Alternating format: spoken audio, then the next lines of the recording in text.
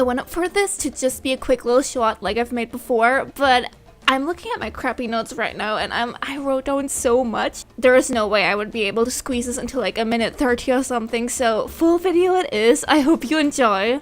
Infinity Nikki storytelling has always kind of been I made a short talking about that not too long ago, and then they released this really big new update, and guess what? We get more story, at least the first chunk of it, with more to be added later. As a huge storytelling nerd, I was excited to check it out again, but also kind of scared that it was going to be bad, but I was actually pleasantly surprised. Here are my 4.5 reasons why I think it's better.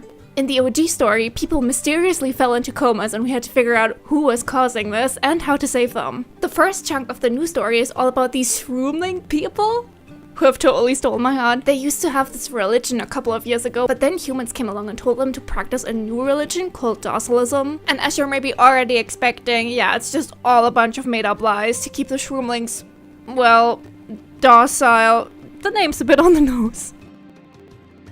The first reason why I think the new story is better has to do with this one rule of show, don't tell, which I think is really common writing advice, so maybe you've heard of it before. Instead of writing something like maybe Timmy was so happy, you should instead write something like Timmy had a big smile on his face and was jumping up and down. It's kind of like that whole saying of like one picture says more than 1,000 words, something like that, right? It just gets your audience to care way more. I've always had a feeling that Nikki has kind of like a show, don't tell problem a little bit, because it feels like so much information is conveyed through dialogue and so little is actually shown to us, when this is a video game where you could very easily just, I guess, put stuff in the environment for us to discover ourselves and see ourselves. I think one of my biggest gripes with the original story, and correct me if I'm wrong here because it's been a while, but we never actually see anyone in a coma, do we? Which is crazy. This is like meant to be the main problem where we're doing anything, and it's just never shown to us. It's only ever told to us by people, and that just makes it a whole lot less effective. Meanwhile, with the new story, I could think of several examples where things are shown to us more rather than told. All of which are kind of spoilers, and I didn't want to spoil anything. But the example that I do want to talk about happens right at the beginning, and so it's nothing like too crazy, but so if you have not played it, you might want to skip ahead a little bit. What I'm thinking of is that we're told at the very beginning that the shroomlings have like this mother shroom, this big shroom that I'm not sure what the lore is, but it's like really important to the shroomlings. And she's sick. And this is of course pretty bad news for the shroomlings. As you can probably already guess, it's kind of revealed after the fact, but yes, those docilist people are behind it. And so this is also shown to us. It's kind of told to us first, but then we actually go to the mother shroom and see it for ourselves. As opposed to, imagine if they had just told us, there's like this mother shroom somewhere and she's sick and we have to save her, and then they just kind of send you off to do that without you ever actually seeing it. I remember in the original story, Nanoi, who's a very important character, talking about how her mother was supposedly in a coma. Imagine how much more effective the story would have been, like, emotionally, if we actually got to meet her mother. Not really meet, but, like, see her, like, in a coma in bed or something. And maybe they could have made it so that there is like a temporary tent somewhere in Florawish with like all sorts of people in a coma there. Especially if you then have like their loved ones standing outside of the tent like crying and stuff. Oh my gosh. Discovering that for yourself would have just been such a different vibe. I think it would have made you care way more about saving Florawish. Number 2 is that Nikki is actually part of the story, finally. With the OG story, I think Nikki's whole reason why she was helping out in the first place was, well, because she was around, coincidentally, because it's the right thing to do. And then maybe because she wanted to figure out more about, miracle outfits and such. All of that is not really, like, that interesting. Meanwhile, with the new story, Nikki accidentally commits identity theft, and she wakes up as the saintess of the shroomlings, a very important religious figure of that fake made-up religion docilism. So Nikki herself plays an important role, Plus, she's kind of part of the bad guys this way, and she's kind of working from within the organization to dismantle it. Like, that's so much more intriguing than, well, I was just kind of in the area, so I guess I'll help out. But to be fair, she doesn't still have like a very great motivation, but at least she's got all of that going for her in the new story. And then thirdly, I actually have like 3 bullet points for this, which is why I wasn't so sure earlier if this would be like 4 reasons or 5 reasons or what. But I guess it could also be just 1 because all of these things are kind of connected.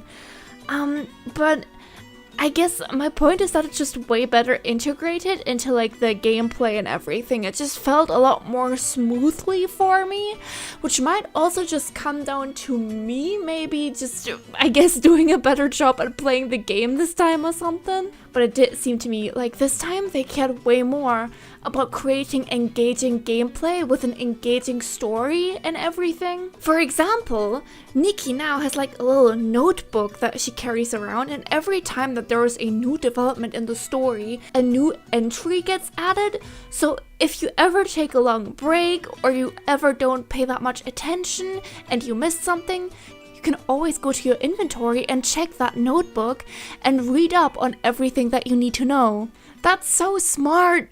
Another thing that I wrote down, because it was such a huge problem for me with the OG story, was this thing where characters would show up, look really cool for 5 seconds, hint at like a mysterious backstory that you kind of want to find out more about, and then they would just disappear and never reappear and never become important again. I do have my hopes up for characters like Tanyoyo, for example, that whenever their areas, like where they are from, are added in new updates, that maybe then they'll come back and play a bigger role. Meanwhile, the writers seem to care way more about using every character that we have in the new story. I mean, obviously there's like also, you know, NPCs that only appear once and then never show up again. Or well, I guess, since this is a video game, they're all NPCs, huh? Oh no!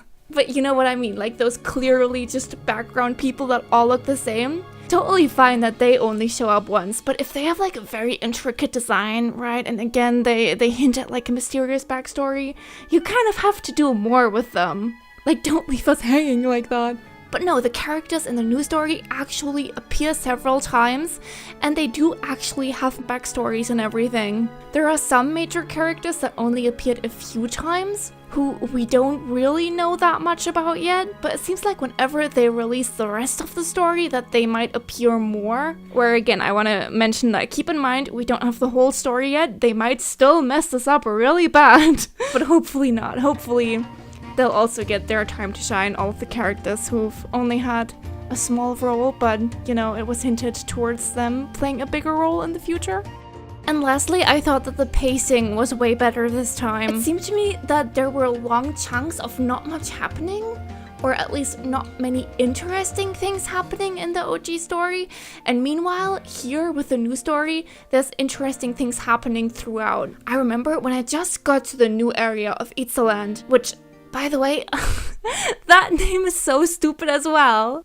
Yeah, I sure hope it is. But I was really scared that it was going to take Nikki forever to finally figure out that the new fake made-up docilism religion is actually, you know, fake and made up, and that the docilists are the bad guys here.